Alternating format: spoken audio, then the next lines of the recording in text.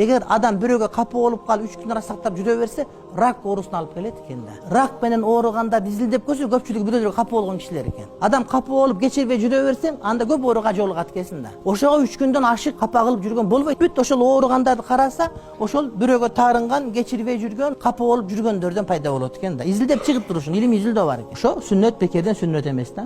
Мен эч капы болбойм таксырым. Мени мечиттен кууп чыккандарга деле капы болгон эмесмин. Анткени бул жашоо пайгамбардын тарыхы ушундай, тартиби ошондой.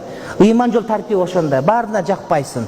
Анан экинчи бир нерсеси, мен ошо кылып аткан нерсем Кудай үчүн кылып аткан кызмат үчүн көрүп атам деп, ошондон рахат алам кайра.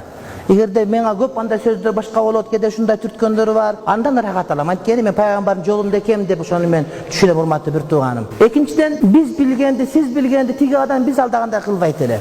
Үчүнчүдөн, ал деле кыргыз, мен деле кыргыз, анын одон мага жумшак эле туюлат. Мен деле өзүм одон адаммын. Эч бир болуп кеткен жерим жок.